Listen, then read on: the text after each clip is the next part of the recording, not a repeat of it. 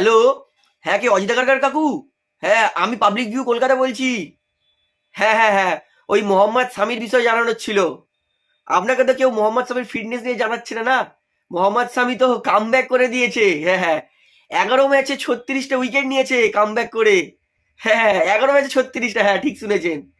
গতকালই তো ও 4 উইকেট নিয়েছে 4 ওভারে 30 রান খরচ করে। হ্যাঁ হ্যাঁ হ্যাঁ, ওই আপনাকে কেউ মোহাম্মদ সামির ফিটনেস নিয়ে জানাচ্ছে না বলেই তো আমি আপনাকে জানিয়েছি। ভারতীয় দলে কি সুযোগ ফোন কেটে দিল। ভারতীয় দলে সুযোগ পাবে কিনা জিজ্ঞেস করায় ফোন কেটে দিল। কি অবস্থা দেখুন।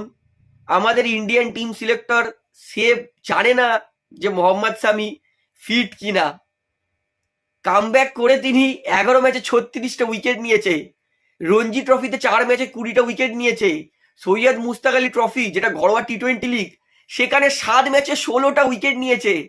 গতকাল 4 ওভারে 30 রান খরচ করে 4 উইকেট নিয়েছে। এর পরেও মোহাম্মদ সামির আর কি লাগবে ভারতীয় দলে কামব্যাক করার, আমাকে একটু বলতে পারেন? তো সত্যি আমি অবাক যে মোহাম্মদ সামিকে ফিটনেসের জন্য দল থেকে বার করেছিল, সেই মোহাম্মদ সামি ফিট হয়ে 11 ম্যাচে 36টা উইকেট। মানে ভাবুন একবার, 11 ম্যাচে 36টা উইকেট, মানে পার ম্যাচ 3.3 করে তার উইকেট রেট। এর পরেও যদি বলে আনফিট বা তার কাছে কোনো খবর নেই, তো আমার কর্তব্য ছিল তো ফোন করে জানানো তার ফিটনেস নিয়ে। এবার তো বলতে পারবে না যে কেউ জানায়নি।